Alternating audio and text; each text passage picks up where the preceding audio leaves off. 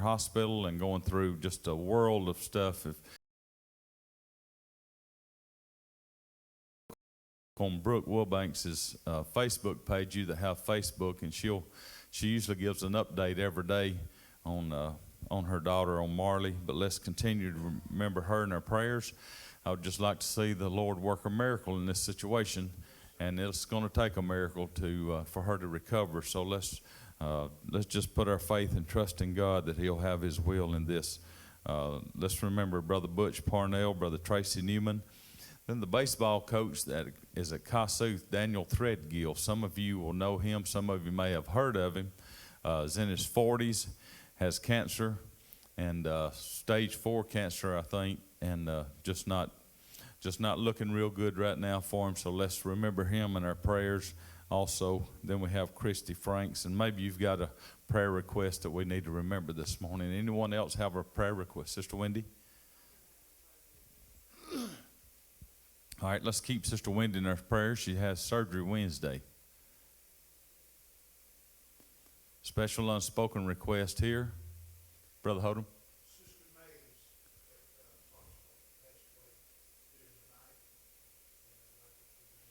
All right, let's remember the Mays family. Sister Linda. Okay, let's remember Troy in our prayers. Anyone else?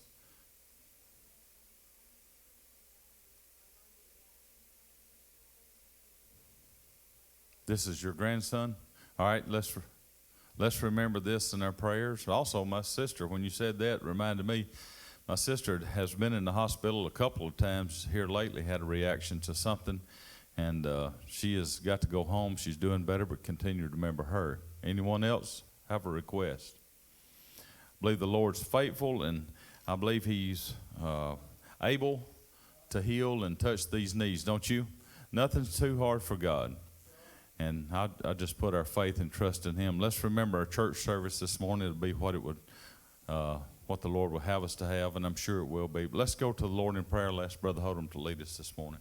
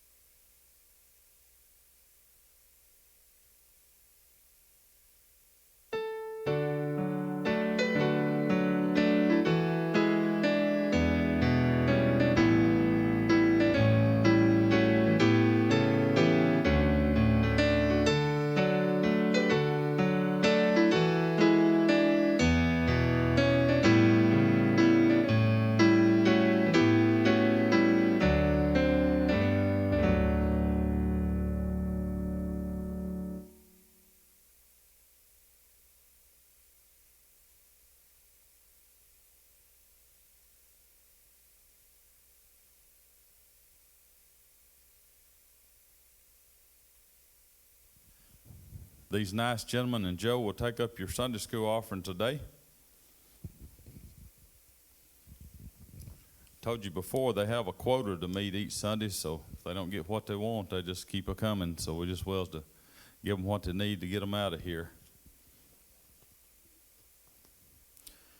We just came through our Valentine's weekend, had a great time at our Valentine's banquet. Those of you that got to come, I thought we had a great time at our banquet, and I heard I had a meeting in New Orleans this past week, and I heard someone say that there was this lady, and when she was in school, there was 2 guys that were looking to court her, and she couldn't decide which one she wanted to marry, but she finally made the decision which one she was going to marry. She married the guy, and he later became the mayor of the town, and they had a 20-year class reunion to get back together, and the lady was a little bit worried about it when they got back together because she's going to see her old classmate and the one she had liked, and she had made the decision not to date him. But anyway, when they got to the class reunion, the guy that she was thinking about dating but didn't on the service station. So her husband, when they started home, said, did you see that other guy that you was liking? She said, yeah, I did. She said, if you'd have married him, all you'd have been was a wife of a service station owner. She said, well, if he'd have married me, he'd have been the mayor right now.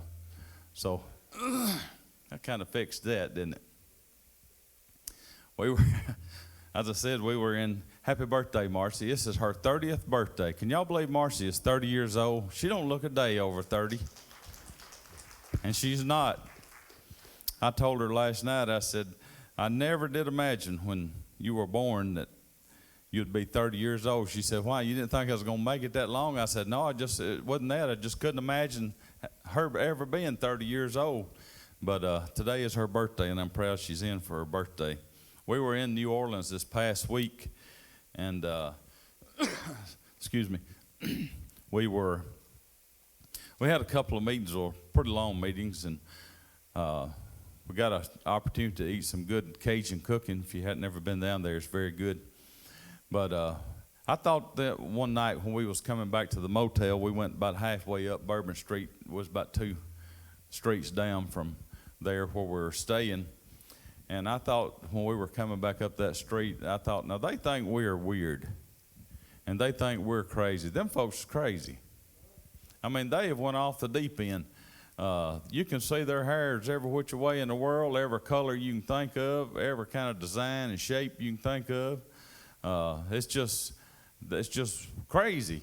And actually, we looked at a place walking up through there. And I thought to myself, well, these people talk about the Christian folks as being abnormal and crazy. This is a weird bunch right here. They're all crazy. Sin will put you in that kind of condition. It'll make you think everybody else is weird when you're the weird one. But we seen several, it's sad about the homeless people down there. They're just living on the street everywhere, and it's a sad situation. But anyway, it brought me to my lesson this morning that I was thinking about. How many's ever heard of a bum? What do you think about when you hear the word bum?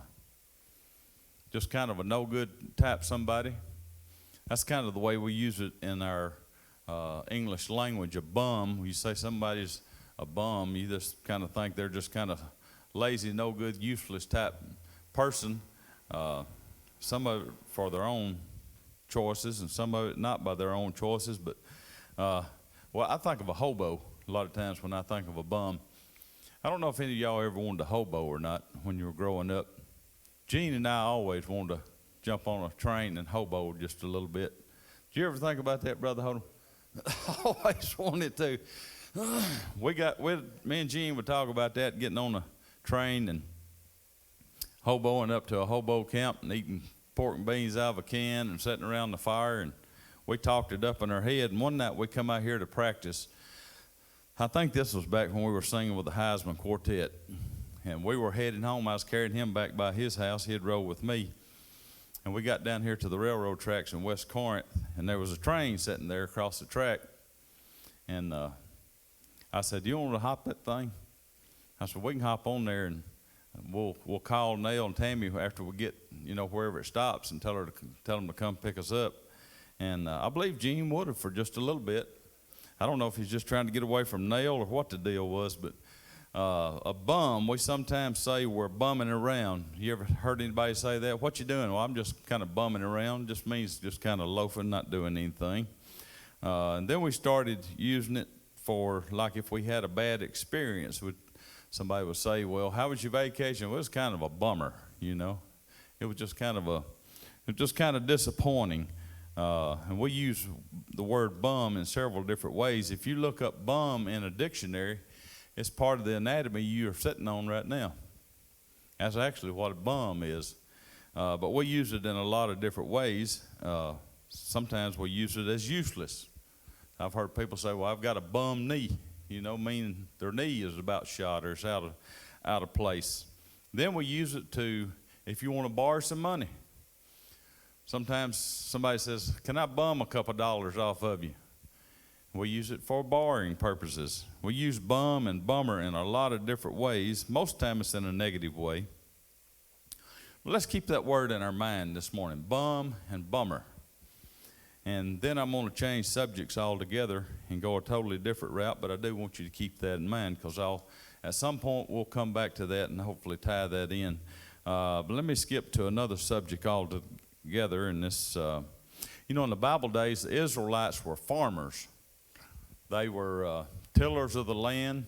I've never been to the Holy Lands. Brother Holden's been there, and he can tell you about the terrain. Some of it's real hilly and rocky from what I've seen, in kind of a desert type land. Some of it's got some real lush meadows at different parts of Israel and over the Holy Lands. But the Israelites were farmers basically by trade. Some of them farmed, tilled the land. Some of them were sheep farmers. Some of them were cattle farmers.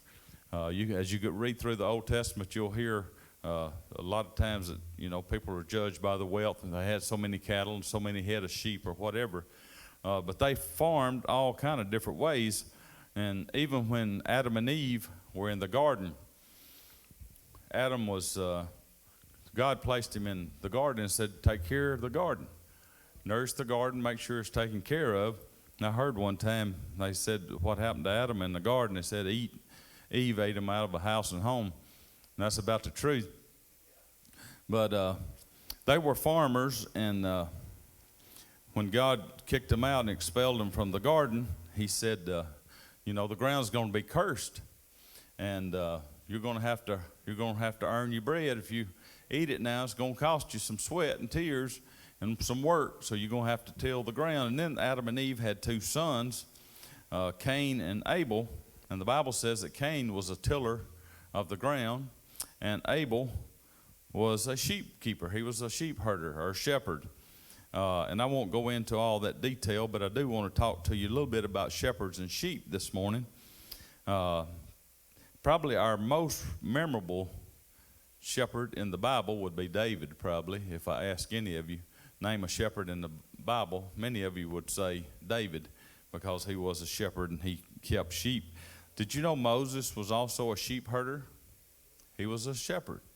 He kept his father-in-law's sheep for many years, and that's where he had the burning bush experience, while he was keeping the sheep. Any of you ever ate any sheep? Brother Hold'em, do you like it? Good. Anybody else ever ate any sheep? Do you like it, Sister Hudson?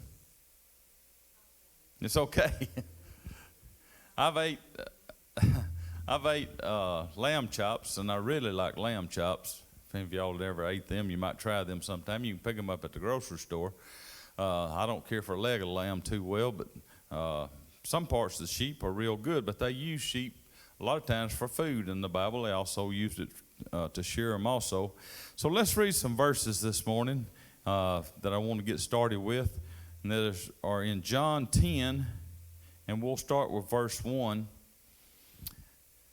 And it says, verily, verily, Brother Hold'em has talked about this verily, verily many times, and you'll know what he says. Surely, surely, and truly, truly. That means listen, take note. Whenever you see a word repeated twice, I mean, it's there for a reason. It just wasn't just stuck in there to take up a space. So it says, verily, verily, I say unto you, he that entereth not by the door into the sheepfold, but climbeth up some other way, the same is a thief and a robber. But he that entereth in by the door is the shepherd of the sheep. Now, take note of what this reading says here. He that entereth in by the door is the shepherd of the sheep. That's the shepherd. And to him, in other words, to the shepherd, the porter openeth, and the sheep hear his voice, and he calleth his own sheep by name, and leadeth them out. And when he putteth forth his own sheep, he goeth before them. And they follow him, for they know his voice. And a stranger will they not follow, but will flee from him, for they know not the voice of a stranger. This parable spake Jesus unto them, but they understood not what things they were which he spake unto them. The disciples did not understand all that Jesus was trying to tell them in this parable. Let me stop here for just a moment. The porter was the gatekeeper. He's the one that kept the door closed, and the shepherd goes up and enters the gate. And then he calls to his sheep, and his sheep know his voice, and they follow him. And a stranger they won't follow. We'll come back to this shortly. Have you ever tried to lead? You drive cattle. Cattle, you drive them. A pig. Have you ever tried to lead a pig? We had a pig one time. I'm getting caught off on another rabbit trail here, but we had a pig one time. That thing weighed probably 600 pounds, and it was in the pig lot, and most of you know what a pig lot smells like, not real good. And we were getting ready to carry that thing to the sale, so us kids, a couple of us kids, and Dad got down there in the pig lot and got the thing, tied a rope around it. Actually around his back legs. We tied it around his neck to start with. We thought he was going to kill himself. So we moved it back behind his front legs, and we tried to pull that thing out of the pen, and we pulled it for a little piece, but he's 600 pounds, and he basically goes where he wants to. So at that time, Daddy Bill was living, and Daddy Bill called down there because we had borrowed his trailer to make sure we got the hog loaded, and Daddy said, "No, we ain't got this hog loaded." So we tried to lead him up in this tail. He said, "Son, you can't lead a hog. You got to drive a hog." That's the truth. If you get behind them, you can push them just about anywhere you want them to go. You can guide them, turn them anywhere, but you can't lead a hog. Have you ever tried to lead a hog, Brother Holden? You can't hardly lead a hog. You can kind of push them along, but now sheep, you can't push them along. You've got to lead them. And they says a stranger's voice they won't listen to. So let me just talk to you a little bit about the Good Shepherd's voice. I talked to you last week and a few weeks before that, and I may have got this Sunday school class in such a mess, Brother Holden can't never get it straightened out. But I talked to you about false prophets. And I want you to keep this in mind, because the stranger's voice the sheep will not follow, but false prophets will come. And they're wolves inside, they're raven wolves, but they got on sheep's clothes. In other words, they're going to look just like you do. They're going to look as good as you are. They're going to have as sharp a suit on as I got. They're going to have a nicer clothes as you got. They're going to have a nice pair of shoes on. But inside, they're raven wolves. They may even have a slick voice, and they may talk well. But you know what the Bible says you'll know them by? By the fruits. You're going to know them by how they live. But you're going to know the Good Shepherd by his voice. A stranger they won't follow. You'll know the shepherd by his voice. Lots of time back in Israel, the terrain was bare and rocky and rough. And as I said, I've never been over there, but the shepherd always knew where the lush green pastures were. And he didn't drive his sheep to those, but he led those sheep. They followed his voice. The shepherd knew where the water brooks were. They knew where the still waters was. David said in the Psalms, "He leadeth me beside the still waters." Now this is what happened when they went into the town and to the marketplace. All the sheep mingled together. They all come into the marketplace, and they were going to shear the sheep or sell the sheep or butcher the sheep, whatever they wanted, whatever market that was there. But when they come into the market area, all the sheep was mingled together. They just run together. Everything was just, you know how, you've seen cattle and sheep and goats and whatever. They just all out there together. So when it came time for the shepherd to carry his sheep in to the sheepfold, or where they was going to get sheared and get the old wool and everything off of them, the porter called to the shepherd. And he said, "David, it's your time. Bring your sheep on." How was David going to separate his sheep? I mean, they've done got together out here, and there's probably 500, maybe 1,000 sheep out here. They all mingled together. But David, or the shepherd, had a voice that was familiar to the sheep. So the porter opens the gate for the shepherd to come in, and the shepherd lifts his voice to whatever whatever he's used to calling the sheep, and here come his sheep. They start separating themselves because they're used to following the shepherd. They're used to the shepherd taking care of them. So that's the way it worked in the Bible days, and it even talks about the sheepfold and the sheep gate. There was a sheep gate at the tabernacle. When they brought their sheep into for sacrifice, that was impossible for everybody. You got to think about millions of people bringing in a sheep or a lamb for the sacrifice, and how many there would be in this one area. So it's impossible for them to keep them separated. So the shepherd would call out, and his sheep that he brought for the sacrifice would follow him. And that was called the sheep gate toward the temple. That's where they got rid of if there was in the market for wool, that's where they got rid of all the old shaggy wool. Got cleaned up, got washed up. And then you see in John where it said that they follow the shepherd into the porter's gate, and then the shepherd leads them back out. There's an opening that leads them back out, and they go out to pasture from there. Now let's pick up in verse 8. It says, all that ever came before me are thieves and robbers, but the sheep did not hear them. I am the door. By me, if any man enter in, he shall be saved, and shall go in and out and find pasture. The thief cometh not but to steal, kill, and to destroy. I am come that they may have life, and that they may have it more abundantly. I am the good shepherd. The good shepherd giveth his life for the sheep. Now let me tell you some quick facts about the sheep.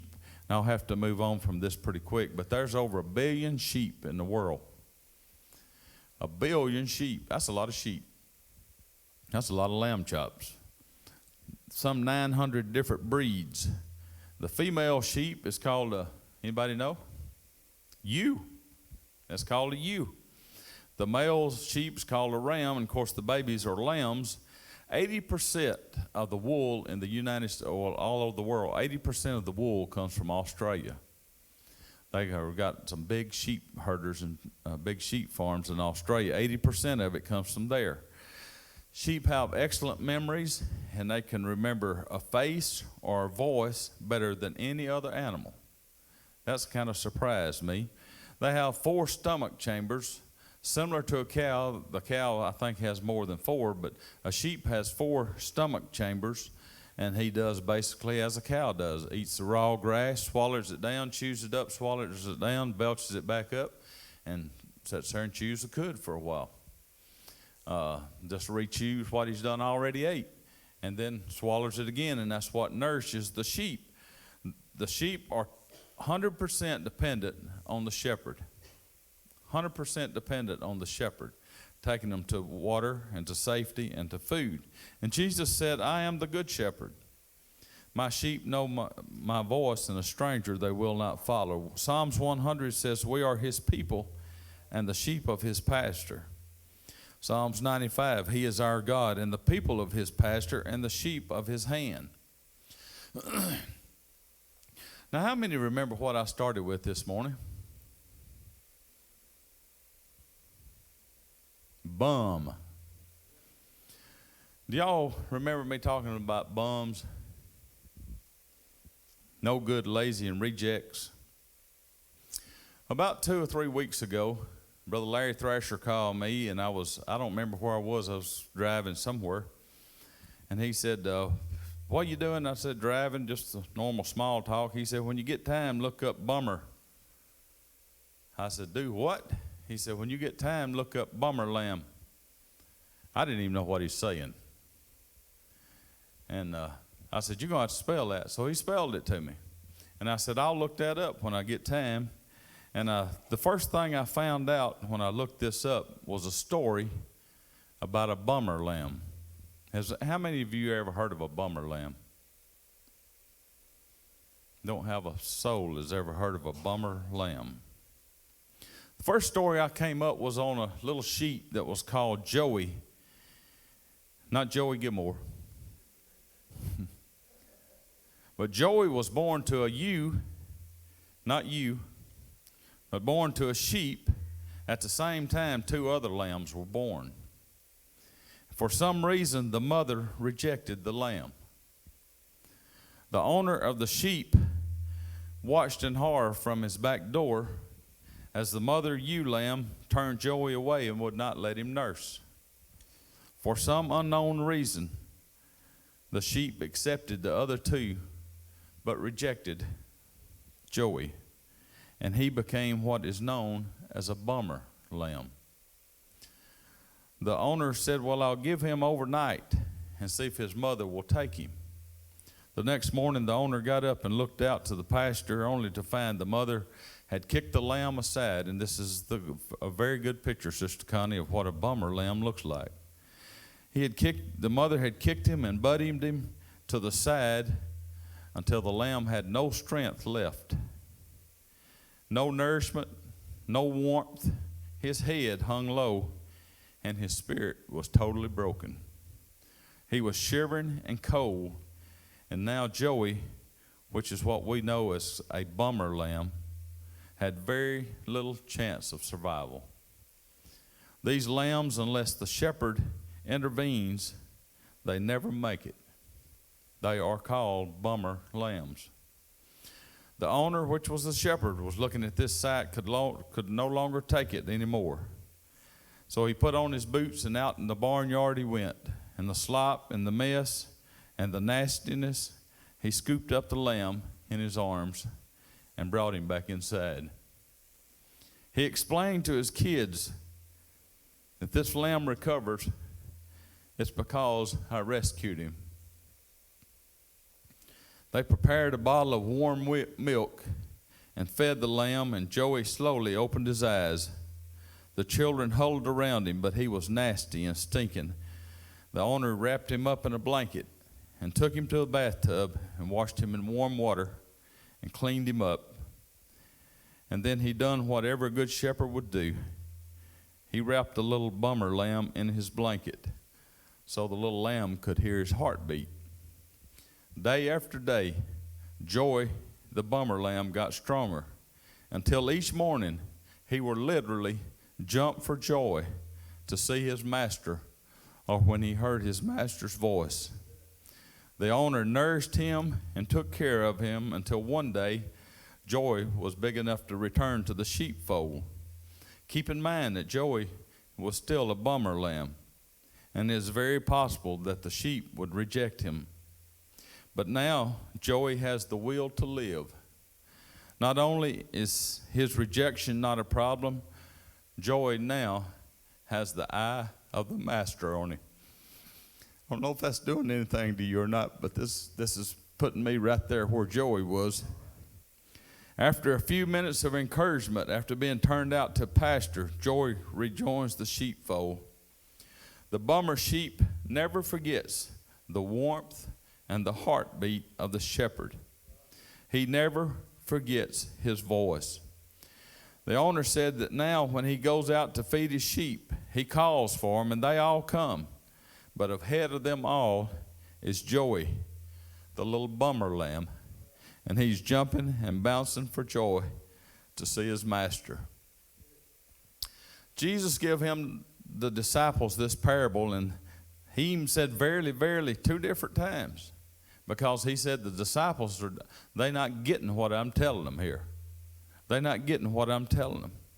Let me tell you that my name could be inserted right where Joey's was, because you know what? I was the bummer lamb. I was the one that was rejected and spirit was broken. There was no hope. If the shepherd didn't intervene, I had no way to survive. There wasn't no way to survival. But he pulled me up close and warmed me up to where I could even hear his heartbeat. I was the bummer lamb. The shepherd of all shepherds knew this. No telling how many bummer lambs that David had rescued during his lifetime. There's no telling how many times that he looked out and seen that little lamb was rejected. His mama didn't want him. He couldn't be a part of the sheepfold, and he went out and personally intervened and picked the little lamb up and nursed him to health. That's the reason you can look in Psalms, and he says, "Bless the Lord, O my soul, and all that is within me. Bless his holy name.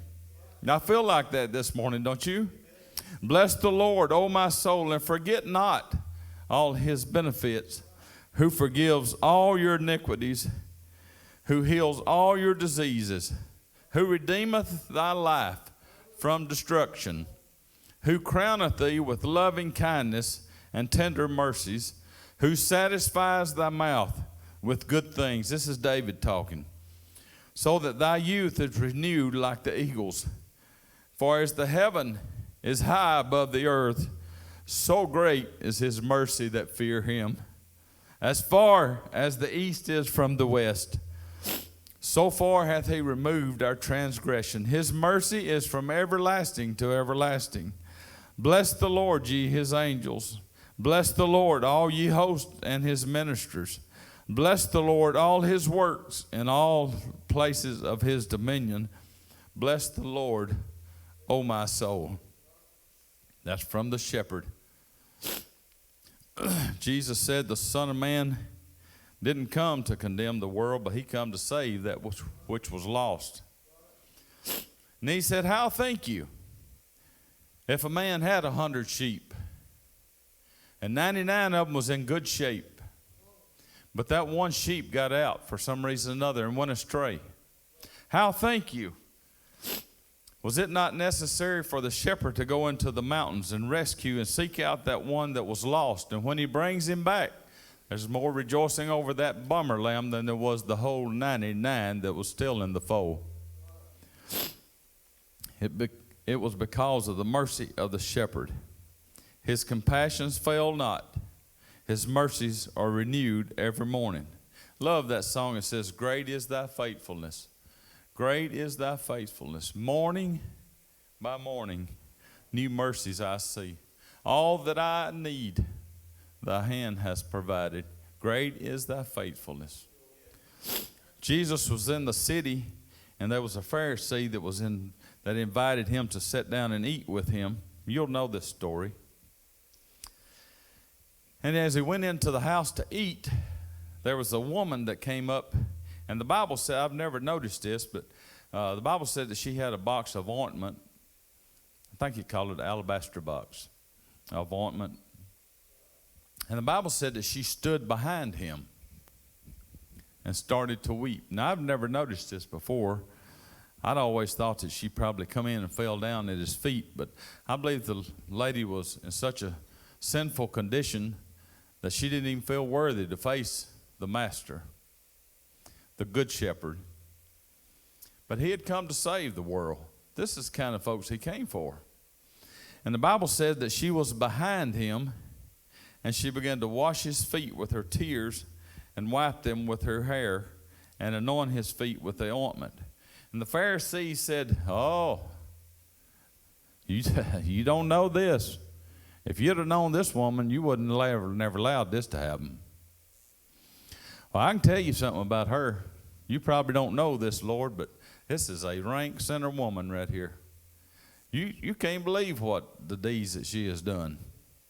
You must not be the prophet. Some men say you would, or you sure knew that. You wouldn't let that dare happen. That's what the Pharisee was saying. You wouldn't even let her touch you. Jesus said a certain creditor had two debtors. I love the way he starts out with a parable and just backs them folks right down, backs them right into it. Had two creditor, and there were two debtors that was owing him. One owed him 500 pence and the other owed him 50. Neither one of them could pay what they owed. He was talking to the Pharisee. But the creditor forgave both of them. And then Jesus backs him into a corner. Said, Simon, which one of these loved him the most? And Simon the Pharisee said, I suppose the one that was forgiven the most. Jesus said, you rightly judged, sir. You said it out of your own mouth. You see this woman? She was the same shape Joey the bummer lamb was in. The very same shape. She's rejected. Her spirit is broken. She owed more than she could possibly ever pay. But she's washed my feet with the tears from her eyes and she's dried my feet with her hair. You didn't so much as give me a basin of water when I walked in your house. I didn't receive much of a greeting from you. But since I've walked in, this woman has not ceased to anoint my feet. You could have, Simon, this is what he was basically saying, Simon. Simon, you was a religious man. And you had your nice suit on, and you could have walked up face to face with me and anointed me. This woman, she felt so condemned that she come in behind me. She couldn't even face me face to face. You could have anointed my head, but she fell at my feet and anointed my feet. Therefore, though her sins are many, they're all forgiven. Unless you've been a bummer lamb, folks, you don't know where we came from. I love the old song that says, if you'd have known me before I knew him, you'd understand why I love him. Jesus said, I am the good shepherd. I know the Father, he knows me, and I lay down my life for the sheep. Let me finish up this morning with verses that are so familiar to you that you probably learned them as a child, as I did. But I hope this takes on a whole new meaning this morning after I've told you about the little bummer lamb. This was from the shepherd himself that we would probably remember more than anybody besides Jesus in the Bible. This is from David, and it's Psalms 23.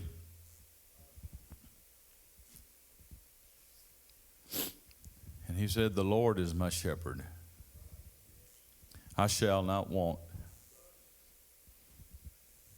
He maketh me to lie down in green pastures. He leadeth me beside the still waters. He restoreth my soul. He leadeth me in the path of righteousness for his name's sake. Yea, though I walk through the valley of the shadow of death, I'll fear no evil.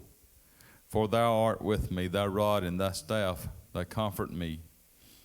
Thou preparest a table before me in the presence of mine enemies, and thou anointest my head with oil, my cup runneth over. Surely goodness and mercy shall follow me all the days of my life, and I will dwell in the house of the Lord forever. What does it take to care for a bummer lamb? Well, the shepherd has got to realize that he's going to need nourishment. A lamb is used to eating 8 to 10 times a day, and sometimes more when they're little. If you're going to rescue a bummer lamb, you've got to have a lot of time on your hands, because it's going to take 10 to 12 feedings a day, every 2 to 3 hours. Milk replacement with colostrum is what you're going to need, so it's going to take some expense. The lamb is going to need constant heat. It's going to need cover, probably a heat lamp. It's going to need hot water bottles. It's going to need clean towels. He's going to, as I said, he's going to need to be fed every 2 to 3 hours. Weaning schedule is at about 6 to 8 weeks. This is 2 months worth of this. It's going to take lots of love and lots of time, but in the end, it'll be worth it, because the bummer lamb never forgets his master. Now, we were all in this condition, folks. We all did not have any hope in this world or the world to come. It took the good shepherd. I believe David said it like this, that he rescued me out of a miry pit, set my feet on the rock, and established my goings. I think could all put ourselves in this condition this morning of the little bummer lamb. If you want to look this up and read about the bummer lamb, it's a pretty amazing thing. I've never knew this until Brother Larry told me one day to look this up. He said, I believe there's a Sunday school lesson in that. Sure enough, I believe there was. I hope you never forget about the little bummer lamb. had no chance at all. We didn't have a chance at all. We had no way. We had no escape to the next world. Even in this world or the world to come, we had no chance, no options. There was no way to get out, no way to rescue. The old song says that I was going down for the last time, and no one heard my cry. My voice was swiftly fading.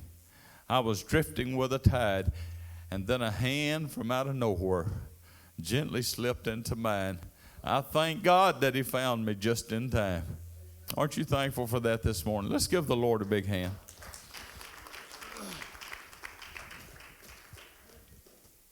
I didn't mean to get in this kind of shape this morning with this lesson, but it was just about more than I could stand when I think about the little lamb and the rescue that the shepherd got, and I found myself in the very same spot.